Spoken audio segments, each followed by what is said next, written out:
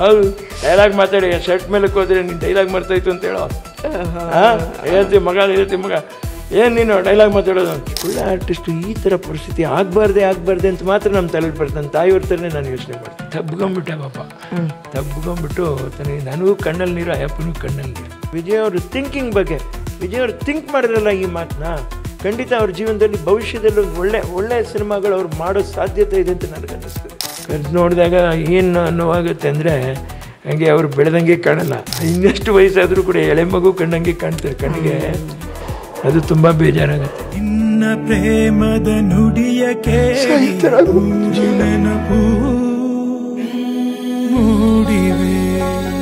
ನಮಸ್ಕಾರ ಎಲ್ರಿಗೂ, ಹೇಗಿದ್ರ ಎಲ್ಲ? ಟಾಕಿಂಗ್ ಪ್ಯಾರೆಟ್ಸ್ನ ವೆರಿ ಸೂಪರ್ ಸ್ಪೆಷಲ್ ಪಾಡ್ಕಾಸ್ಟ್ಗೆ ನಿಮ್ಮೆಲ್ರಿಗೂ ಪ್ರೀತಿಯ ಸ್ವಾಗತ. ಇದು ಯಾಕೆ ಸೂಪರ್ ಸ್ಪೆಷಲ್ ಅಂತಂದರೆ, ನನ್ನ ಮಟ್ಟಿಗಂತೂ ನಿಜವಾಗ್ಲೂ ಈ ನೆಲಕ್ಕೆ ಯಾವತ್ತೇ ಕಾಲಿಟ್ರೂ ಒಂದು ಪಾಸಿಟಿವ್ ವೈಬ್, ಒಂದು ಹೊಸ ಶಕ್ತಿ ಜೊತೆನೇ ನಾನು ಆಚೆ ಹೋಗೋದು. ಲೆಕ್ಕ ಇಲ್ಲದೆ ಇರೋ ಸತಿ ಇಲ್ಲಿಗೆ ಬಂದಿದ್ದೀನಿ ನಾನು. ಆದರೆ ಇವತ್ತು ತುಂಬ ಸ್ಪೆಷಲಾಗಿ ಬಂದಿದ್ದೀನಿ. ಇವತ್ತು ಇಡೀ ಚಿತ್ರರಂಗ ತಿರುಗಿ ನೋಡೋ ಅಂಥ ಸಾಧನೆಗಳನ್ನು ಸಾಕಷ್ಟು ಮಾಡಿ, ಜೊತೆಗೆ ಒಂದಷ್ಟು ಜನಕ್ಕೆ ಮಾದರಿಯಾಗಿ ಕನ್ನಡ ಇಂಡಸ್ಟ್ರಿನ ಒಂದು ಕುಟುಂಬದ ಥರ ನೋಡಿ, ಈ ಕ್ಷಣಕ್ಕೂ ಅವರ ಕೊನೆ ಉಸಿರಿರೋವರೆಗೂ ತನ್ನ ಕುಟುಂಬದ ಸದಸ್ಯರನ್ನು ಹೇಗೆ ನೋಡ್ಕೋತಾರೋ, ಒಂದು ಸಣ್ಣ ಫಂಕ್ಷನ್ ಇರ್ಬೋದು, ಒಂದು ಸಣ್ಣ ಕಷ್ಟ ಸುಖ ಯಾವುದೇ ಇರ್ಬೋದು, ಪ್ರತಿಯೊಂದಕ್ಕೂ ತಾನು ಹಾಸಿಗೆಯಲ್ಲಿ ಉಸಿರಾಡೋದೇ ಕಷ್ಟ ಅನ್ನೋ ಸ್ಥಿತಿವರೆಗೂ ತನ್ನ ಮೆಂಟಲ್ ಸ್ಟೇಟಸ್ನ ಅಷ್ಟು ಹೆಲ್ತಿಯಾಗಿ ಇಟ್ಕೊಂಡು ಅಷ್ಟೂ ಜನರನ್ನು ಒಡನಾಡಿದಂತಹ ಅದ್ಭುತ ಜೀವ ಇವತ್ತು ಚಿರನಿದ್ರೆಗೆ ಜಾರಿರುವಂತಹ ಜಾಗ. ಇವತ್ತು ಇಲ್ಲಿ ಅಮ್ಮನ ಪ್ರೆಸೆನ್ಸಲ್ಲಿ ನಾನು ಇಲ್ಲಿ ಬಂದು ಈ ಒಂದು ಪಾಡ್ಕಾಸ್ಟ್ ಮಾಡ್ತಿರೋದೇ ಒಂದು ದೊಡ್ಡ ಆಶೀರ್ವಾದ, ತುಂಬ ದೊಡ್ಡ ಸ್ಟ್ರೆಂತ್ ಇದು ನನಗೆ. ಸೊ ಇಷ್ಟೆಲ್ಲ ಹೇಳಿದ್ಮೇಲೆ ನಿಮಗೆ ಆಲ್ರೆಡಿ ಗೊತ್ತಾಗಿರತ್ತೆ ಎಲ್ಲಿದ್ದೀನಿ ಅಂತ. ಹೌದು, ಕನ್ನಡ ಚಿತ್ರರಂಗದ ಒಂದು ಕಲಾರತ್ನ ಅದು ಲೀಲಾವತಿ ಅಮ್ಮ. ಸೊ ಲೀಲಾವತಿ ಅಮ್ಮ ಚಿರನಿದ್ರೆಗೆ ಜಾರಿರುವಂತಹ ಜಾಗದಲ್ಲಿ ನಾನಿವತ್ತು ಕೂತು ನಮ್ಮ ಕನ್ನಡದ ಕಂದ, ಡಾನ್ಸ್ ರಾಜ, ಡಾನ್ಸ್ ಅಂತ ನಾವೆಲ್ಲರೂ ಚಪ್ಪಾಳೆ ಶಿಳ್ಳೆ ಹೊಡೆದಂತಹ ಅದ್ಭುತ ಕಲಾವಿದ ಲೀಲಾವತಿ ಅಮ್ಮ ಅವರ ಮಗ ಡಾಕ್ಟರ್. ಲೀಲಾವತಿ ಅಮ್ಮ ಅಂದ ತಕ್ಷಣ ನನಗೆ ಒಂದು ಕಡೆಯಿಂದ ತಲೆ ಒಳಗೆ ಎಲ್ಲದೂ ಸುತ್ತಿ ಹೋಗುತ್ತೆ. ಒಂದು ಕಡೆಗೆ ಅವರು ತಮ್ಮ ಮಗ ಅಷ್ಟೇ ಅಲ್ಲ, ತಮ್ಮ ಮಗನ ಥರ ಇರೋ ಅದೆಷ್ಟೋ ಜನರಿಗೆ ಆಸರೆಯಾಗಿದ್ದಾರೆ.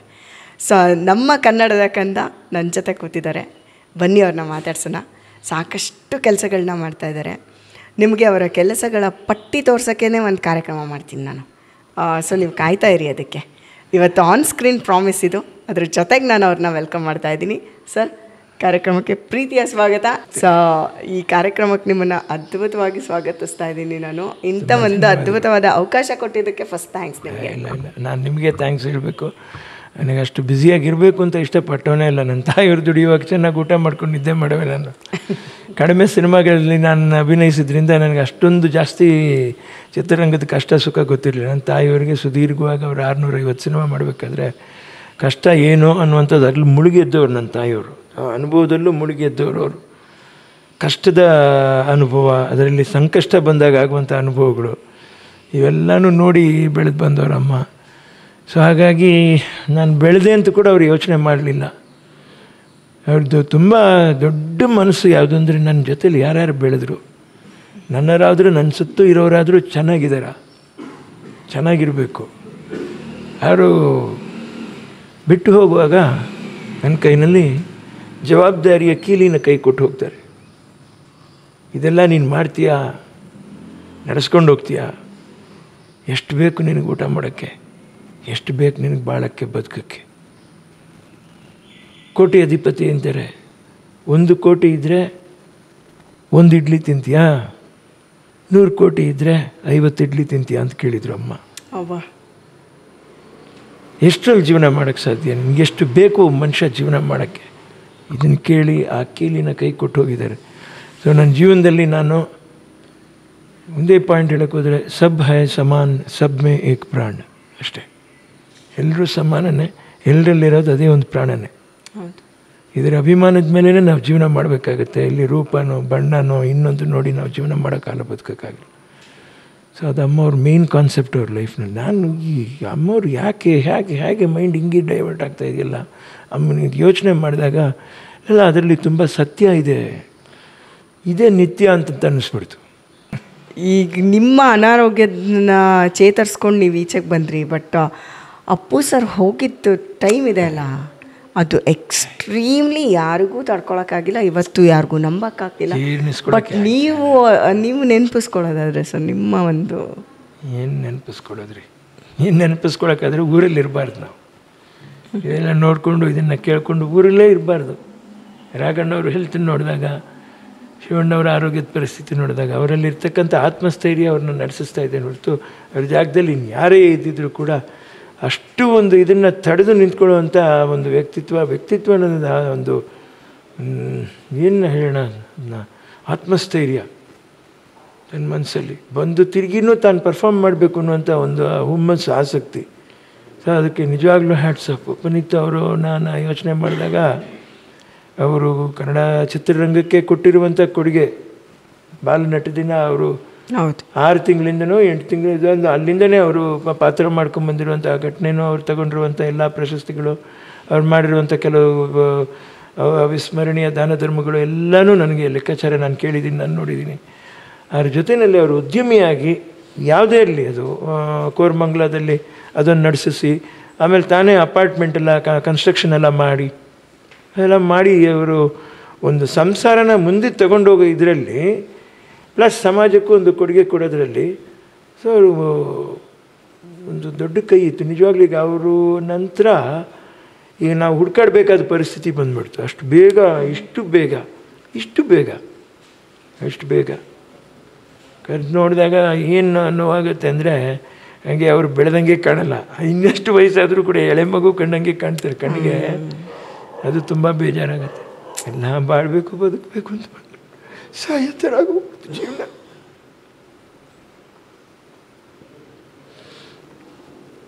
ನೂರು ವರ್ಷ ಚೆನ್ನಾಗ್ಬಾರ್ದು ಎಲ್ಲೂ ಹೋಯ್ತು ಆ ಆಶೀರ್ವಾದ, ಏನಾಯ್ತು? ದೇಹದಿಂದ ದೂರವಾದ ಏಕೆ ಆತ್ಮನೇ, ಸಾವು ನ್ಯಾಯವೇ.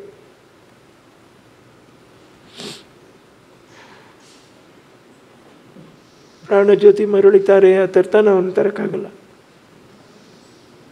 ಯಾಕೆ ಮನುಷ್ಯ ಇದ್ದಾಗ ಬಹುಶಃ ಅವನು ಎಷ್ಟು ಕಾಲ ಇರ್ತಾನೆ ನಮಗೆ ಗೊತ್ತಿಲ್ಲ. ನಾವು ಇರೋವರೆಗೂ 4 ಜನಕ್ಕೆ ಉಪಯೋಗ ಆಗುವಂಥ ಕೆಲಸ ಬಡವ್ರಿಗೆ, ಅದನ್ನು ಹೇಳ್ತೀನಿ, ಕಡುವು ಬಡವ್ರಿಗೆ, ವೃದ್ಧರಿಗೆ ಏನು ನಾವು ಮಾಡೋಕ್ಕಾಗುತ್ತೋ ಮಾಡೋದು ಪುಣ್ಯ ಅಷ್ಟೇ. ಈಗ ಇವತ್ತು ಈ ಸೆಕೆಂಡಿಗೂ ನೀವು ಇಷ್ಟು ದುಡಿತಾ ಇದ್ದೀರಾ, ಈ ದುಡಿದಿದ್ದನ್ನು ಉಳಿಸ್ತಾ ಇದ್ದೀರಾ, ಮತ್ತು ಬೆಳೆಸ್ತಾ ಇದ್ದೀರಾ, ಮತ್ತಷ್ಟು ಹಂಚ್ತಾ ಇದ್ದೀರಾ, ಆಯಿತಾ? ಇಷ್ಟು ರೊಟೀನ್ ನೋಡಿ ನನಗೆ ಒಂಥರ ತಲೆ ಹಿಂಗೆ ರೊಟೇಟ್ ಆಗೋಯ್ತು. ಇವತ್ತು ಆ್ಯಕ್ಚುಲಿ ಪ್ರಾಪರಾಗಿ ನಾನು ನೋಡಿದ್ದು ಈ ರೊಟೀನ್ನ. ಇದ್ರ ನಡುವೆ ಒಂದು ಪುಸ್ತಕ ಬಂತು, ರವಿ ಸರ್ ಬರೆದ್ರು, ಅದು ಒಂದಷ್ಟು ದೊಡ್ಡ ಇದಾಗೋಯ್ತು ಎಲ್ಲ. ನೀವು ಅದನ್ನು ಹೆಂಗೆ ಹ್ಯಾಂಡ್ಲ್ ಮಾಡಿದ್ರಿ ಸರ್? ಅದು ಹೊಸ್ದಾಗಿ ಮತ್ತೆ ಏನನ್ನು ನಾವು ಯಾರು ಏನೇ ಮಾಡಿದ್ರು ನಾನು ಎಲ್ಲರಿಗೂ ಒಂದೇ ಒಂದು ಮಾತೇನು ಹೇಳ್ತಾ ಇದ್ದೀನಿ, ನಮಗೆ ಈ ಪೀಳಿಗೆ ಯುವಕರಿಗೆ ನಾನು ಒಂದೇ ಒಂದು ಹೇಳ್ತೇನೆ, ಕಮೆಂಟ್ಸ್ ಜೀವನ ಅಲ್ಲ, ಹೌದು, ಜೀವನ ಇಡೀ ಕಮೆಂಟ್ ಅಲ್ಲ. ಹಾಗಾದರೆ ನಿಂದೇನು, ನಿನ್ನ ಕಾಂಟ್ರಿಬ್ಯೂಷನ್ ಏನು? ಅವ್ರು ಹೀಗೆ ಹೇಳಿದ್ರು, ನನಗೆ ಬೇಜಾರಾಗ್ಬಿಟ್ಟಿದೆ. ಇವರೆಲ್ಲ ಹೀಗೆ ಮಾತಾಡ್ತಾ ಇದ್ದಾರೆ, ನನಗೆ ಬೇಜಾರಾಗ್ಬಿಟ್ಟಿದೆ. ಆದರೆ ಎಲ್ಲರೂ ಮಾತಾಡಿದ್ರು ಅಂತ ಹೊಟ್ಟೆ ನಿಂತಿದೆಯಾ? ತಿಂದ ಮೇಲೆ ಜೀರ್ಣ ಆಗೋದು ನಿಂತಿದೆಯಾ? ಅದನ್ನು ನೋಡಿ ಆದರೂ ಕಲಿ. ಕರೆಕ್ಟ್. ನೀನು ನಿದ್ದೆ ಮಾಡಿದಾಗ ಹಾರ್ಟ್ ಮಾತ್ರ ಮಲಗಲ್ವಲ್ಲ, ಮಾಡ್ಕೊತ ಇರ್ತದಲ್ಲ, ಯಾಕೆ ನಿನಗೆ ಅರ್ಥ ಆಗಲ್ಲ? ನಿನ್ನಲ್ಲೇ ಒಂದು ಜೀವ ಇಲ್ಲಿ ಫಡಾರ್ ಹೊಡ್ಕೊತಾ ಇದೆಯಲ್ಲ. ನಾನು ಅಯ್ಯೋ ಬೇಜಾರಾಯಿತು ನಿದ್ದೆ ಮಾಡಿದ್ರೆ ಅಲ್ಲಿಗೆ ನಿನ್ನ ಯುಗಾನು ನಿನ್ನ ಇತಿಹಾಸನೇ ಮುಗೀತು. ಯಾಕೆ ನಿನಗೆ ತಲೆಗೆ ಹೋಗಲ್ಲ ಅದು? ಎಸ್ಪೆಷಲಿ ಬೇಜಾರೇ ಮಾಡ್ಕೊಂಬಿಡ್ರಿ. ನಾವು ಎಲ್ಲೋ ಒಂದು ಟೈಮ್ ಅಪರೂಪಕ್ಕೆ ಒಂದು ಸರಿ ಈ ಆಕಾಶದ ಮೇಲೆ ಯಾವುದೋ ಒಂದು ಗ್ರಹ ಕಂಡಂಗೆ ಯಶಸ್ಸುಗಳು ಕಂಡುಬಿಡ್ತೀವಿ ಅಪರೂಪಕ್ಕೆ ಒಂದು ಸರಿ. ನಿತ್ಯ ಅದಿಲ್ಲ ಜೀವನದಲ್ಲಿ, ನಿತ್ಯ ಇಲ್ಲ ನಮ್ಮ ಜೀವನದಲ್ಲಿ. ನಾನು ಇದನ್ನು ಒಂದು ವ್ಯಂಗ್ಯವಾಗಿ ಹೇಳ್ತಾ ಇದ್ದೀನಿ ಅಂತ ಯಾರು ತಿಳ್ಕೊಬೇಡ್ರಿ. ಇದನ್ನ ನಿತ್ಯ ಇಲ್ಲ, ನಿತ್ಯ ಇಲ್ಲ. ನಿತ್ಯ ಬೇರೆ ರಾಜ್ಯದಲ್ಲಿ ಯಶಸ್ಸುಗಳಿದೆ, ನಿತ್ಯ ಇದೆ. ಒಬ್ಬರು ಕೆಳಗಡೆ ಬಿದ್ದೋದು, ಅವ್ರಿಗೋಸ್ಕರ ಒಂದು ಒಳ್ಳೆ ಸಿನಿಮಾ ಮಾಡಿ ಅವ್ರನ್ನ ನಿಲ್ಲಿಸ್ತೀವಿ ಅನ್ನುವಂಥ ಒಂದು ಕಾನ್ಸೆಪ್ಟ್ಗಳಿದೆ ಅಲ್ಲಿ, ವಿಷಯಗಳಿದೆ ಅಲ್ಲಿ. ಇಲ್ಲಿ ಅದು ಆಗ್ತಾ ಇಲ್ಲ ಅಂತ ನಾನು ಕೇವಲ ಮಾತಾಡ್ತೇನೆ. ಯಾಕಂದ್ರೆ ಕೂತ್ಕೊಂಡು ಮಾತಾಡೋದು ಯಾರು ಬೇಕಾದ್ರೂ ಮಾತಾಡ್ಬೋದು. ಅದನ್ನು ಈಗಲೇ ತಿರುಗಿ ಇದು ಕಮೆಂಟ್ ಅಲ್ಲ ನಂದು, ನಾಟ್ ಎ ಕಮೆಂಟು. ಏನು ಮಾಡಿದ್ರೆ ನಾವು ತಿರುಗಿ ಮತ್ತೆ ಇದಾಗ್ಬೋದು. ಅಂದರೆ ದುನಿಯಾ ವಿಜಯ್ ಅವ್ರು ಮಾತಾಡುವಾಗ ಅದನ್ನು ನಾನು ಯೋಚನೆ ಮಾಡಿದೆ. ಪಾಪ ಅದೇ ಮಲಯಾಳಂನವ್ರು ಬಂದು ಇಲ್ಲಿ ಬೆಂಗಳೂರಿನಲ್ಲಿ ಸಿನಿಮಾ ಮಾಡಿದ್ದಾರೆ, ಹಿಟ್ ಮೇಲೆ ಹಿಟ್ ಕೊಡ್ತಾ ಇದ್ದಾರೆ. ನಾವು ಯಾಕೆ ಹಿಟ್ ಕೊಡೋಕ್ಕಾಗಲಿಲ್ಲ ಅಂತ ವಿಜಯ್ ಅವ್ರು ಮಾತಾಡಿದಾಗ, ವಿಜಯ್ ಅವ್ರ ಥಿಂಕಿಂಗ್ ಬಗ್ಗೆ ವಿಜಯ್ ಅವ್ರು ಥಿಂಕ್ ಮಾಡಿದ್ರಲ್ಲ ಈ ಮಾತನ್ನ, ಖಂಡಿತ ಅವ್ರ ಜೀವನದಲ್ಲಿ ಭವಿಷ್ಯದಲ್ಲಿ ಒಂದು ಒಳ್ಳೆಯ ಸಿನಿಮಾಗಳು ಅವ್ರು ಮಾಡೋ ಸಾಧ್ಯತೆ ಇದೆ ಅಂತ ನನಗನ್ನಿಸ್ತದೆ. ಈ ಥಿಂಕಿಂಗೇ ಮನುಷ್ಯನ ತೊಗೊಂಡೋಗಿ ಒಂದು ಹಂತಕ್ಕೆ ಚೆನ್ನಾಗಿ ನಿಲ್ಲಿಸ್ತದೆ. ಅದು ಯೋಚನೆ ಮಾಡಬೇಕು, ಹೇಗೆ ಮಾಡ್ತಾರೆ. ನಾನು ಅವ್ರು ಮಾಡ್ತಾರೆ ಅಂತ ನಾನು ಅದೇ ಸಜೆಸ್ಟ್. ನಾನು ಪ್ರತಿಯೊಬ್ಬರು read news papers, crime news ಓದಿ. ಪೊಲಿಟಿಕಲ್ ಮ್ಯಾಟ್ರ್ ಬೇಕಾ, ಆ ಪೊಲಿಟಿಕಲ್ ಮ್ಯಾಟ್ರ್ ಹೋಗ್ತಾ ಇರಿ. ಯಾರು ಇಂಟರ್ವ್ಯೂ ಮಾಡಿರ್ತಾರೆ ನೋಡಿ, ಆ ಇಂಟರ್ವ್ಯೂನೇ ಡೈಲಾಗಾಗಿ ಹಾಕ್ಕೊಳ್ರಿ ನೀವು. ಸಿನಿಮಾದಲ್ಲಿ ಏನು ಇಂಟರ್ವ್ಯೂ ಮಾಡ್ತಾರಲ್ಲ, ನಿಮ್ಮನ್ನ ಇಂಟ್ರ್ಯಾಕ್ಟ್ ಮಾಡ್ತಾರೆ, ಇಂಟರ್ವ್ಯೂ ಮಾಡ್ತಾರೆ, ಎರಡಕ್ಕೂ ಡಿಫ್ರೆನ್ಸ್ ಇದೆ. ಇಂಟ್ರ್ಯಾಕ್ಟ್ ಮಾಡುವಾಗ ಕುಹಕವಾದ ಪ್ರಶ್ನೆಗಳು ಕೇಳುವಾಗ ಡೈಲಾಗ್ ಹಾಕ್ಕೊಳ್ರಿ ನೀವು. ಹೌದು, ಅದಕ್ಕೆ ಅವ್ರು ಎಷ್ಟು ಚೆನ್ನಾಗಿ ಸಮಂಜಸವಾಗಿ ಉತ್ತರ ಕೊಡೋವಂಥ ಅವ್ರದ್ದು ಒಂದು ಇಂಟರ್ವ್ಯೂ ಇಟ್ಕೊಳ್ಳಿ. ಅದಕ್ಕೆ ಸಮಂಜಸವಾದ ಇದು ಉತ್ತರ ಅಂತಂದ್ರೆ ಟ್ಯಾಲಿ ಮಾಡಿ ಡೈಲಾಗ್ ಹಾಕ್ಕೊಂಡು ಸಿನಿಮಾ ತೊಗೊಂಬನ್ರಿ, ನ್ಯಾಚುರಲ್ ತೊಗೊಂಬನ್ರಿ ಸಿನಿಮಾ. ಈಗ ನೀವು ನನ್ನ ಹತ್ರ ಮಾತಾಡ್ತಾ ಇದ್ದೀರಿ, ರಿಯಾಲಿಟಿ ಅದಕ್ಕೆ ಜನಕ್ಕೆ ಇರಿಸ್ತದೆ. ಹೋಗಿ ನಾನು ಸುಮ್ಮನೆ ಡುವೆಟ್ ಆಡಿಕೊಂಡು ಇನ್ನೊಂದು ಆಡಿಕೊಂಡು ಈಗೆಲ್ಲ ನಾನು ಬಂದು ಡ್ಯಾನ್ಸ್ ಮಾಡ್ತೀನಿ ನೋಡೋರು ಯಾರೂ ಇಲ್ಲ ಈಗ. ಯಾಕಂದರೆ ರಿಯಾಲಿಟಿ ಶೋನಲ್ಲಿ ನೀವೆಲ್ಲ ಏನೂ ಇಲ್ಲ, ನಾವೆಲ್ಲ ಏನೂ ಇಲ್ಲ ಅನ್ನೋದು ಪ್ರೂವ್ ಮಾಡಿ ತೋರಿಸ್ಬಿಟ್ರು. ನಿಜ ನಿಜ, ಹೌದಲ್ವ? ಅದು ಸತ್ಯ ಒಪ್ಕೊಬೇಕು. ನಾನೇ ಸ್ಟಾರ್ ಅಂದ್ಕೊಂಡು ಯಾರೋ we should not stand like that. ಒಂದು ನಾವು ರಜನಿಕಾಂತ್ ಅವ್ರನ್ನ ಯಾಕೆ ನಾನು again I am telling as an expense ಒಂದು ಇನ್ಸ್ಪಿರೇಷನ್ ಥರ ನಾನು ಯಾಕೆ ಹೇಳ್ತಾ ಇದ್ದೀನಿ. 74 ವರ್ಷ, ಯಾರೂ ಬೇಜಾರು ಮಾಡ್ಕೋಬಾರ್ದು. ತನ್ನ ಮುಖಚರಿಯನ್ನು ತಾನು ಹಾಳು ಮಾಡ್ಕೊಂಡಿಲ್ಲ. ಹೌದು, ಅಣ್ಣವ್ರನ್ನ ತಗೊಳ್ಳಿ, ಅವ್ರ ಮುಖದಲ್ಲಿ ಎಂತ ಕಳೆ ಇತ್ತು, ಎಷ್ಟು ತನಗೂ ನೋವಿರ್ಲಿಲ್ವಾ, ಸಂಕಟ ಇರಲಿಲ್ವಾ? ಎಲ್ಲ ಇದ್ದಾಗಲೂ ಕೂಡ ಕ್ಯಾಮ್ರಾ ಮುಂದೆ ಬಂದಾಗ ಹೆಂಗೆ ಕಾಣ. ಆಮೇಲೆ ಮಲ್ಟಿ ಟ್ಯಾಲೆಂಟೆಡ್ ಪರ್ಸ್ನಾಲಿಟಿ ಅವರು. ತಾನು ಹಾಡು ತಾನೇ ಹಾಡ್ಕೊಡೋರು. ಹೌದು. ಹಾಂ, ಆಮೇಲೆ ನಾನೇನು ಕೇಳ್ಪಟ್ಟೆ, ನನಗದು ಗೊತ್ತಿಲ್ಲ. ತನ್ನ ಬಟ್ಟೆ ತಾನೇ ಒಕ್ಕೊಳ್ಳೋರು ಅನ್ನೋದು, ತಾಯಿಯವ್ರ ಬಟ್ಟೆ ಒಗ್ದಿದ್ದಾರೆ ಅವರು ಅನ್ನುವಂಥದ್ದು. ಇದರಲ್ಲಿ ಇಷ್ಟನ್ನು ನಾನು ಕೇಳಿದ್ದೀನಿ. ನಮ್ಮಮ್ಮ ನನಗೆ ಹಾಸ್ಟೆಲ್ ಬಿಟ್ಟಿದ್ದೇನೆ, ಬಟ್ಟೆ ಒಗಿಬೇಕು, ಬಾತ್ರೂಮ್ ಕ್ಲೀನ್ ಮಾಡಬೇಕು, ಹೌದು. ಈ ದರ್ಶನ್ ಸರ್ದು ಸಿನಿಮಾಗೆ ನಿಮಗೆ ಅವಕಾಶ ಬಂದಿದ್ದು ಹೆಂಗೆ ಸರ್? ಕಾಟೇರ ಮಾಡಿದ್ರಲ್ಲ ಟೈಮಲ್ಲಿ. ಪಾಪ ಕರೆದ್ರು, ಪಾಪ ನಮ್ಮ ಡೈರೆಕ್ಟರ್ ಅವರು, ಇವರು ತರುಣ್ ಸುಧೀರ್. ತರುಣ್ ಸುಧೀರ್ ಅವರು. ಪಾಪ ನನ್ನ ತಾಯಿಯವ್ರಿಗೆ ಆರೋಗ್ಯ ಸರಿ ಇರಲಿಲ್ಲ, ನಾನು ಬರೋಕ್ಕೂ ಆಗ್ತಾ ಇರಲಿಲ್ಲ. ಪಾಪ ನಂದೆಲ್ಲ ಬಿಟ್ಬಿಡ್ರಿ, ನನಗೇನು ಗೊತ್ತಾ, ಎಲ್ಲ ಉದಯೋನ್ಮುಖ ನಟರು ಯಾರ್ಯಾರು ಆಸೆ ಪಟ್ಟಿದ್ರು ಚೆನ್ನಾಗಾಗಬೇಕು, ಎಲ್ಲರೂ ಚೆನ್ನಾಗಾಗಬೇಕು. ನನ್ನ ಓಪನ್ ಆಗಿ ಹೇಳ್ತೇನಿಲ್ಲ, ನನಗೆ ದರ್ಶನೇ ನಾನು ಮಾತಾಡ್ತಿಲ್ಲ. ಸುದೀಪ್ ಅವರೇ ಆಗಲಿ, ಯಶ್ ಅವರೇ ಆಗಲಿ, ಪಾಪ ಮುಂದಿನ ಟಾಕ್ಸಿಕ್ಗೋಸ್ಕರ ಅವರು ಕಾಯ್ತಾಯಿದ್ದಾರೆ. 2-3 ವರ್ಷ ಆಯಿತು. ಅವರು ಒಳ್ಳೇದಾಗಬೇಕು, ಎಲ್ಲರಿಗೂ ಒಳ್ಳೇದಾಗಬೇಕು, ಇಂಡಸ್ಟ್ರಿ ಚೆನ್ನಾಗಿರಬೇಕು, ನಗ್ನಗ್ತಾ ಇರಬೇಕು ಇಂಡಸ್ಟ್ರಿ. ಆಗಾಗ ಇವರು ಜಾಸ್ತಿ ಸಿನಿಮಾಗಳು ಮಾಡೋಂಗೆ ಆಗಬೇಕು. ಇಲ್ಲ, ನಮಗೆ ಆ ಈವೆಂಟಲ್ಲಿ ನಿಮ್ಮನ್ನು ನೋಡಿದ ತಕ್ಷಣ ಎಷ್ಟು ಖುಷಿ ಆಯಿತು ಅಂದರೆ, ನೆಕ್ಸ್ಟ್ ಸರ್ ಆ್ಯಕ್ಟಿವ್ ಆದರು, ಮತ್ತೆ ಇನ್ನು ನಮ್ಗೆ ಸಿಗ್ತಾರೆ. ದರ್ಶನ್ ಅವ್ರಿಗೆ ಆಸೆ, ಅವರು ಹೇಳಿದರು ಪಾಪ ತರುಣ್ ಅವ್ರಿಗೆ ಮಾಡಿಸ್ಬೇಕು ಅಂತ ಹೇಳ್ಬಿಟ್ಟು. ಅಪ್ಪಾಜಿ ಹಿಂಗಾಯ್ತಪ್ಪ ನನಗೆ, ಇಲ್ಲಾಂದರೆ ಮಾಡ್ತಾಯಿದ್ದೆ ಕಣೆ ಅಂತ ಹೇಳ್ಬಿಟ್ಟು. ಆಮೇಲೆ ಯಾರನ್ನು ನೋಡಿ ಮಾತಾಡಿದಾಗಲೂ ನನಗೆ ಅವ್ರಿಗೆ ನೋಯಿಸುವಂಥ ಮಾತು ನಾವು ಮಾತಾಡಬಾರ್ದು. ಅವ್ರನ್ನ ತೊಗೊಂಡು ಒಂದು ಹುಮ್ಮಸ್ ಕೊಟ್ಕೊಂಡು ಅವ್ರದ್ದೇ ಟ್ರ್ಯಾಕಲ್ಲಿ ಅವ್ರು ಚೆನ್ನಾಗಿದ್ದಾರೆ, ನಿಮ್ಮ ಕರೆಕ್ಟು, ಎಲ್ಲ ಸರಿ ಹೋಗುತ್ತೆ, ಸ್ವಲ್ಪ ಕೋಪ ಸ್ವಲ್ಪ ಕಮ್ಮಿ ಮಾಡಿರಿ, ಹಾಗೆ ಹೇಗೆ ಅಂತ ಲೈಟಾಗಿ ನಾವು ಹೇಳ್ಬೋದೇ ಹೊರತು ನಾವೇನವ್ರನ್ನ ಸಾಕಿದೀವ, ಯಾವ ಸ್ಥಾನ ನಾವು ತುಂಬಕ್ಕಾಗತ್ತೆ ಅವ್ರಿಗೆ. ಪಾಪ ಸರ್ನ ಮೀಟ್ ಮಾಡಿದ್ರಿ ಅಲ್ಲ ಸರ್, ಅದೊಂದು ಟೈಮ್ನ ನೆನೆಸ್ಕೋಬೋದಾ ನಮ್ಮ ಜೊತೆ ದರ್ಶನ್ ಸರ್? ನಿಜವಾಗ್ಲೂ ನನಗೆ ಅಳನೇ ಬಂದ್ಬಿಡ್ತು ದರ್ಶನ್ ಅವ್ರು ನೋಡ್ಬಿಟ್ಟು. ಅದರಲ್ಲಿ ಈಗ ಸಾಮಾನ್ಯವಾಗಿಯೇ ನೋಡಿ, ಈಗ ಮೊನ್ನೆ ಯುದ್ಧ ನಡೆದಿದ್ದ ಬಗ್ಗೆ ಯಾರೋ ಕೆಲವು ಮಾತಾಡಿದ್ರು, ಇದು ಮಾಡೋದು. ಸೊ ಆಗ ಅವ್ರನ್ನೇನು ಮಾಡೋಕ್ಕಾಗತ್ತೆ, ಏನು ಮಾಡೋಕ್ಕಾಗತ್ತೆ? ನಿಜವಾಗ್ಲೂ ತಪ್ಪು. ಸಿಪಾಯಿಗಳ ಬಗ್ಗೆನೋ ಅಥವಾ ಇನ್ನೊಂದ್ರ ಬಗ್ಗೆನೋ ವ್ಯವಸ್ಥೆ ಬಗ್ಗೆನೋ ಮಾತಾಡಬಾರ್ದಾಗೆ. ಹಾಗೆ ಕೆಲವು ಟೈಮ್ ದುಡುಕ್ಬಿಡ್ತೀವಿ, ಇಲ್ಲಿ ಕ್ಷಮಿಸ್ತೀವಿ, ಅಲ್ಲಿ ಕ್ಷಮಿಸೋಕ್ಕಾಗಲಿಲ್ಲ, ಅಕ್ಷಮ್ಯ ಅಪರಾಧ ಅನ್ನೋ ಥರ ಏನೋ ಒಂದು ಪರಿಸ್ಥಿತಿ ಬಂತು. ನಾನು ಎಲ್ಲ ಎರಡರಲ್ಲಿ ಏನು ಯೋಚನೆ ಮಾಡಿದೆ, ಒಳ್ಳೆ ಆರ್ಟಿಸ್ಟು ಈ ಥರ ಪರಿಸ್ಥಿತಿ ಆಗಬಾರ್ದೆ ಅಂತ ಮಾತ್ರ ನಮ್ಮ ತಲೆಯಲ್ಲಿ ಬರ್ತದೆ. ನನ್ನ ತಾಯಿಯವ್ರ ಥರನೇ ನಾನು ಯೋಚನೆ ಮಾಡ್ತೀನಿ. ಅವರು ನನಗೆ ಹೇಳಿದರು, ಯಾವುದೇ ಪರಿಸ್ಥಿತಿ ಬರಲಿ ದರ್ಶನ್ ಒಬ್ಬನ ಬಿಟ್ಕೊಡ್ಬೇಡ ಅನ್ನುವಂಥ ಮಾತಮ್ಮ ಹೇಳಿದ್ರು. ಅದು ನನಗೆ ಎಷ್ಟು ನನಗೆ ಥರ ಎಲ್ಲ ಮಾತಾಡಿದ್ರು ಕೆಲವೊಬ್ಬರೆಲ್ಲ. ನಾನು ಹೇಳಿದೆ, ನೋಡಿ ಅವರು ನಂಬ್ಕೊಂಡು ಅಷ್ಟು ಜನ ಬಂಡವಾಳ ಹಾಕಿದ್ದಾರೆ, ದುಡ್ಡು ಹಾಕಿದವರಿದ್ದಾರೆ. ಈಗ ಅಲ್ಲಿ ಮಿಲನ ಪ್ರಕಾಶ್ ದುಡ್ಡು ಹಾಕಿದ್ದಾರೆ, ದರ್ಶನ ಅವ್ರು ಹಾಕಿದ್ರೆ ದುಡ್ಡು ಬರುತ್ತೆ, ಇನ್ನೊಬ್ಬರನ್ನ ಹಾಕಿದ್ರೆ ದುಡ್ಡು ಬರಲ್ಲ ಅನ್ನೋಂಥದ್ದಿಲ್ಲ. ಅವ್ರದ್ದೇನು ಡೇಟ್ ಸಿಕ್ಕಿದ್ರೆ ದುಡ್ಡು ಬರಬೇಕು ಇನ್ವಾಲ್ವ್ ಆಗಿದ್ದಾರೆ. ಹಾಗಾಗಿ ಅವ್ರು ಯಾಕೆ ಮಾಡಿದ್ರು, ಇವ್ರು ಯಾಕೆ ಮಾಡಿದ್ರು, ಮಾಡಿದ್ದಾಯಿತು ಆಗಿದ್ದಾಯಿತು, ಈ ಥರ ಪರಿಸ್ಥಿತಿನೂ ಆಗೋಯ್ತು. ಅದು ಸುಧಾರಣೆ ಆಗಬೇಕಾದ್ದು ಹೇಗೆ ಅನ್ನುವಂಥದ್ದೇ ನಾವು ಯೋಚನೆ ಮಾಡಬೇಕು. ಒಂದು ಟೈಮ್ನಲ್ಲಿ ಜಾಗ್ವರು ತೊಗೊಳಕ್ಕೆ ಹೋಗಬೇಕಾಗುತ್ತೆ ರತನ್ ಟಾಟಾ ಅವರು. ಇಲ್ಲ ಸಡನ್ನಾಗಿ 2,500 ಕೋಟಿ ಶಾರ್ಟೇಜ್ ಬರ್ತಿದೆ. ಮನಮೋಹನ್ ಸಿಂಗ್ ಅವರು ಪ್ರೈಮ್ ಮಿನಿಸ್ಟ್ರು ಆ ಟೈಮ್ ಅವ್ರ ಮುಂದೆ ಕೈ ಕಟ್ಕೊಂಡು ನಿಂತ್ಕೊಂಡ್ರು. ಈ ಪರಿಸ್ಥಿತಿ ಯಾರಿಗೆ ಬರಲ್ಲ ಅನ್ನುವಂಥದ್ದು ನಾನು ಹೇಳ್ತಾ ಇದ್ದೀನಿ. ಹೌದು, ಕರೆಕ್ಟಾ? ಹಂಗೆ ಈ ಸತ್ಯಂ ಕಂಪ್ಯೂಟರ್ ಸರಿ ಎಲ್ಲ ಜೀವನದಲ್ಲಿ ನಡೆಯುತ್ತೆ. ಬಟ್ ಅವತ್ತು ನೀವು ಅಲ್ಲಿ ಹೋಗಿ ಮೀಟ್ ಮಾಡಿದ್ದು ಒಂದು ಸಿಚುವೇಶನ್ ಇದೆಲ್ಲ ನಾವೆಲ್ಲ ನೋಡಿದ್ದು ಒಂಥರ ಆಶ್ಚರ್ಯನೂ ಆಯಿತು. ಮತ್ತು ತಬ್ಕೊಂಬಿಟ್ಟೆ ಪಾಪ, ತಬ್ಕೊಂಬಿಟ್ಟು ನನಗೂ ಕಣ್ಣಲ್ಲಿ ನೀರು, ಅಯ್ಯಪ್ಪನಿಗೂ ಕಣ್ಣಲ್ಲಿ ನೀರು. ಅಷ್ಟು ಬೇಜಾರಿತ್ತು. ಯಾಕಪ್ಪ ಹಿಂಗಾಗೋಯ್ತು ಅಂತ ಕೇಳಿದೆ. ನನಗೂ ಇದು ಆಪ್ರೇಷನ್ ಆಯ್ತಪ್ಪ, ನಾನು ಟಿ ವಿನಲ್ಲಿ ನೋಡ್ಬಿಟ್ಟು ಗಾಬರಿ ಆಗ್ಬಿಡ್ತೆ. ನಾನು ಪೇಯ್ನ್ ಸಮೇತನೇ ಹೋಗಿದ್ದೆ ನಾನು ಅಲ್ಲಿ. ಪಾಪ ನನಗೆ ಪೇಯ್ನ್ ಬಿಡ್ರಿ ಒಂದು ಸೈಡು. ನಾವು ಈ ಇಂಡಸ್ಟ್ರಿನಲ್ಲಿ ಸುಮಾರು ನೋವು ಅನುಭವಿಸಿದ್ವಿ ಎಲ್ಲರೂ. ಈಗ ಕಲಾವಿದರಾಗಿ ಮುಂದೆ ಕಾಣಿಸ್ಕೋತೀವಿ, ಸಾಹಿತಿಗಳು ಎಷ್ಟು ಜನ. ಹೌದು, ಇವಾಗ ನೋಡಿ ಜಯಂತ್ ಕಾಯ್ಕಿಣಿ ಅವರು ಎಷ್ಟೋ ಸಾಹಿತ್ಯ ಬರೆದ್ರು. ಸಡನ್ನಾಗಿ ಕೆಲವು ಟೈಮ್ ಕಾಣಿಸ್ಕೋತಾರೆ, ಕೆಲವು ಟೈಮ್ ಕಾಣಿಸ್ಕೊಳ್ಳಲ್ಲ. ಗುರುಪ್ರಸಾದ್ ಅವರು ಮಠ ಅನ್ನುವಂಥ ಸಿನಿಮಾ ಮಾಡಿದ್ರು, ಎದ್ದೇಳು ಮಂಜುನಾಥ ಅನ್ನುವಂಥ ಸಿನಿಮಾ. ಆಮೇಲೆ 2 ಸಿನಿಮಾ ಮಾಡಿ ನಾನು ಹೇಳ್ತಾ ಇದ್ದೀನಿ, ಹೀಗೆ ಮಾಡಿದ್ರೆ ಈಗ ಹಾಳಾಗೋಗ್ಬಿಟ್ರು. That is one portion of life. But ಅವ್ರು ಏನು ಕೊಟ್ಟರು that is important. Again that is important. ಅಷ್ಟೇ ನಾವು ಕ್ಯಾಲ್ಕುಲೇಟ್ ಮಾಡ್ಕೊಂಡು ಜೀವನ ಮಾಡಿ. ನಾನು ಹಾಗೆ ಫೀಲ್ ಮಾಡ್ತೀನಿ. ಇವನು ಡೈರೆಕ್ಟರ್ ಕಾಶಿನಾಥ್ ಅವ್ರನ್ನ ನಾನು ಯೋಚನೆ ಮಾಡ್ತೀನಿ. ಹಾಗೆ ಪಾಪ ಮುರಳಿ ಮೋಹನ್ ಅಂತ ಅಸೋಸಿಯೇಟ್ ಆಗಿದ್ದರು ಉಪೇಂದ್ರ ಅವ್ರ ಜೊತೆ. ಪಾಪ ಅವ್ರಿಗೆ ಹೆಲ್ತ್ ಸರಿ ಇಲ್ಲ, ಏನೋ ಹೇಳ್ತಾಯಿದ್ರು. ಏನೋ ಮಾಡಬೇಕು, ನಮ್ಮ ಕೈಲಿ ಏನಾಗುತ್ತೋ will try and do it ಅಂತ ಹೇಳ್ಬಿಟ್ಟು ಯೋಚನೆ ಮಾಡ್ತಾಯಿದ್ದೆ. ಫ್ಯೂಚರಲ್ಲಿ ಗೌರ್ಮೆಂಟ್ ಹಾಸ್ಪಿಟ್ಲ್ ಇದೆ ಇಲ್ಲಿ ನೆಲಮಂಗಲದಲ್ಲಿ. ನಾನು ಹೇಳ್ತಾಯಿದ್ದೀನಿ, ನಾನು ಸನ್ಮಾನ್ಯ ಮುಖ್ಯಮಂತ್ರಿಗಳಿಗೂ ನನ್ನ ಉಪಮುಖ್ಯಮಂತ್ರಿಗಳಿಗೂ ಈ ಮೂಲಕ ಒಂದು ನಾನು ಇದು ಮಾಡ್ತೀನಿ. ನಾನು NGO ಆಗಿ ನಿಂತ್ಕೋತೀನಿ. ಹಾಸ್ಪಿಟ್ಲನ್ನ ಬೇಕಾದ್ರೆ ಜನ ಇಟ್ಟು ನಾನು ಕ್ಲೀನ್ ಮಾಡಿಸ್ತೀನಿ. ಅಲ್ಲೇ ನಿಮಗೆ ಡಯಾಲಿಸಿಸ್ ಯೂನಿಟ್ ಇದೆ, ಎಲ್ಲ ಇದೆ. ಒಂದು 60-70 ಬೆಡ್ ಇದೆ. ನೀವು 100 ಬೆಡ್ ಕೂಡ ಮಾಡ್ಬೋದು ಅದನ್ನು.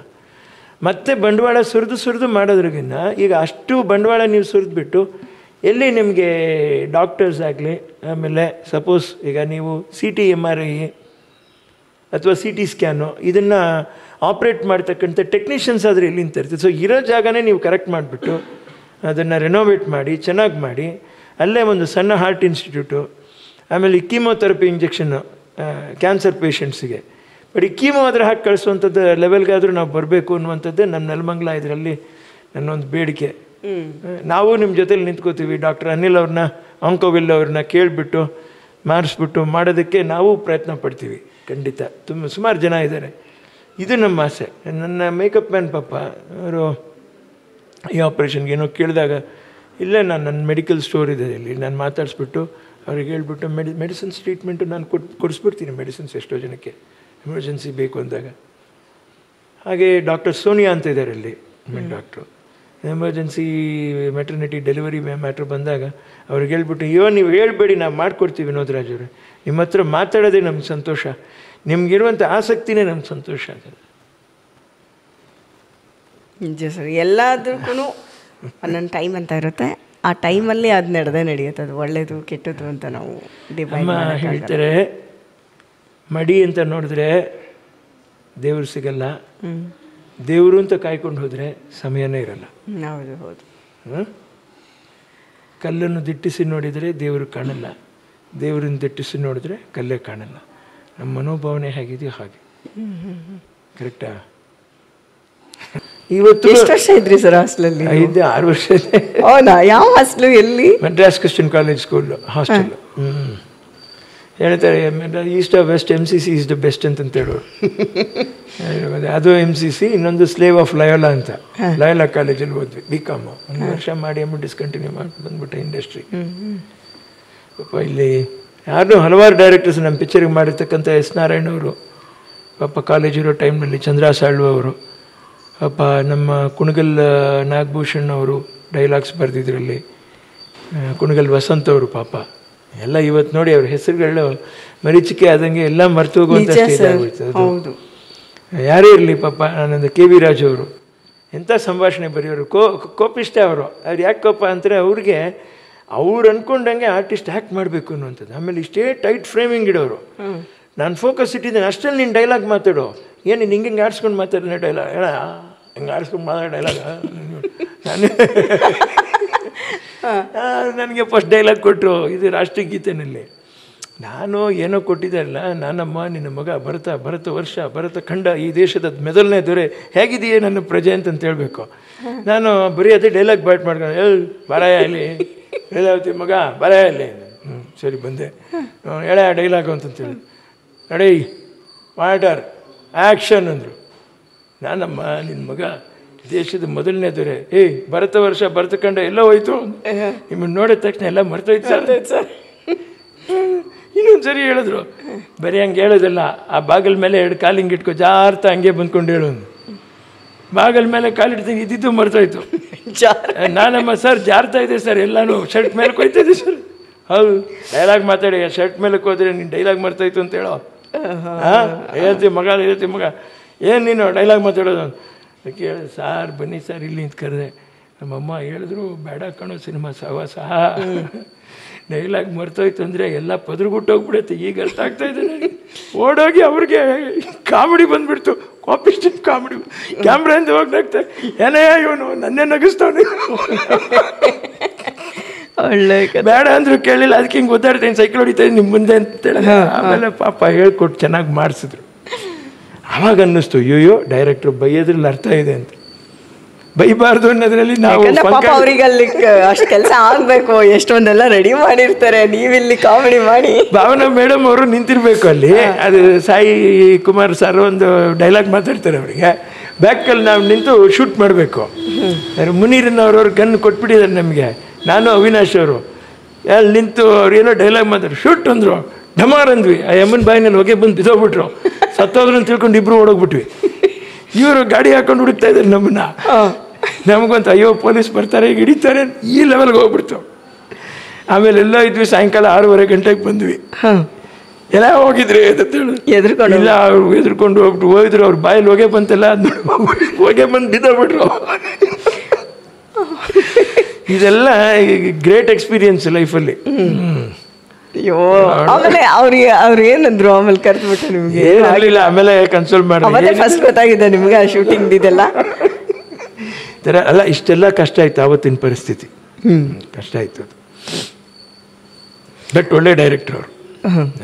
ಈಗ ನಟನೆ ಅನ್ನೋದು ಈಗ ಇತ್ತೀಚೆಗೆ ನಿಮ್ಮನ್ನ ಈಗಿರೋ ಪರಿಸ್ಥಿತಿಲಿ ನಿಜವಾಗ್ಲೂ ನಿಮಗೆ ಯಾವ ಸಿನಿಮಾ ಶೂಟ್ ಮಾಡೋಕ್ಕೂ ಟೈಮ್ ಇಲ್ಲ. ನೋ ಬಟ್ ಸ್ಟಿಲ್ ಸರ್, ಈಗ ನಿಮ್ಮನ್ನ ಈಗ ಮೊನ್ನೆ ದರ್ಶನ್ ಸರ್ ಸಿನಿಮಾನಲ್ಲಿ ನಾವು ನಿಮ್ಮನ್ನು ನೋಡಿದ್ಮೇಲೆ ಅಂತೂ ನಿನ್ನ ಮೇಲೆ ಮಿಸ್ ಮಾಡ್ಕೋಬಾರ್ದು, ನೀವು ಬಿಗ್ ಸ್ಕ್ರೀನಲ್ಲಿ ಬರ್ತಾ ಇರಬೇಕು. ಯಾವ ಸ್ಕ್ರೀನಲ್ಲಿ ನಾನು ಬರ್ತೀನೋ ಇಲ್ವೋ, ಜನಗಳಿಗೊಂದು ಪ್ಲಾಟ್ಫಾರ್ಮ್ ಆಗಿರಲಿ ಅಂತ ಮತ್ತೆ doctor M Leelavathi cine companies open ಮಾಡ್ತಾ ಇದ್ದಾರೆ ಗಾಂಧಿನಗರಲ್ಲಿ. ಇರಲಿ, ಸಿನಿಮಾ ಮಾಡೋಕೆ ಹೊಸಬರಿಗೆ ಒಂದು ಅವಕಾಶ ಯಾವುದೋ ಬಿಡುಗಡೆ ಮಾಡ್ಕೋತಾರೆ ಅಂದರೂ ಕೂಡ ಅವ್ರಿಗೊಂದು ಲಿಂಕ್ ಮಾಡಿಕೊಡಪ್ಪ ಅಂತ ಹೇಳಿದ್ದೀನಿ. ಬರೀ ಅಷ್ಟು ಮಾತ್ರ ಅಲ್ಲ, ಈ 25-30 ವರ್ಷ ನನ್ನ ತಾಯಿಯವ್ರದ್ದು ಇದು ಸೇರಿದ್ರೆ ಒಂದು 40-50 ವರ್ಷ ದಾಟಿರುವಂಥ ರೇಂಜ್ನಲ್ಲೂ ಕೂಡ ಇನ್ನೂ ಕೆಲವೊಬ್ಬರು ಜೀವಂತವಾಗಿದ್ದಾರೆ, ಬದುಕಿದ್ದಾರೆ. ಒಂದು ವೇಳೆ ಗಾಂಧಿನಗರಿಗೆ ಆ ಕಡೆ ಹಾದು ಹೋದಾಗ ಅಮ್ಮವ್ರ ಆಫೀಸಲ್ಲಿ 10 ನಿಮಿಷ ಕೂತ್ಕೊಂಡು ಕಪ್ ಕಾಫಿನು ಲೈಟಾಗಿ ಸ್ನ್ಯಾಕ್ಸು ಟಿಫನ್ ತಗೊಂಡು ಪ್ರೀತಿಯಿಂದ ಅವ್ರನ್ನ ಮಾತಾಡಿಸಿ ಕಳಿಸಿ, ಅದಕ್ಕೋಸ್ಕರ ಇರಲಿ ಆಫೀಸ್ ಜಂಕ್ಷನ್. ಹೌದು, ಒಂದು ಜಂಕ್ಷನ್ ಇರಲಿ, ನಮ್ಮ ಅಮ್ಮವ್ರ ಆಫೀಸ್ ಅನ್ನುವಂಥ ಫೀಲ್ ಇರಲಿ ಅಲ್ಲಿ ಅಂತಂತೆ. ಅದನ್ನೇ ಈಗ ಆಲ್ಟ್ರೇಷನ್ ನಡೀತಾ ಇರೋದು. ಎಲ್ಲ ರೆನೋವೇಟ್ ಮಾಡಿಸಿ ತುಂಬ ನೆಮ್ಮದಿಯಾಗಿ ಒಳಗಡೆ ಹೋಗಬೇಕು, ಕೂತ್ಕೊಂಡ್ರೆ ಲಾಂಜಲ್ಲಿ ಆ ಫೀಲಿಂಗ್ ಇರಬೇಕು. ಮೂಡಿ ಲೈಟ್ ಹಾಕ್ಸಪ್ಪ ನೀನು, ಚೆನ್ನಾಗಿರ್ಬೇಕು ಅದು ಅಂತ ಹೇಳಿದೆ. ನಾನು ಮಾಡಿಸ್ತೀನಿ ಅಂತ ಹೇಳಿದ್ದಾರೆ.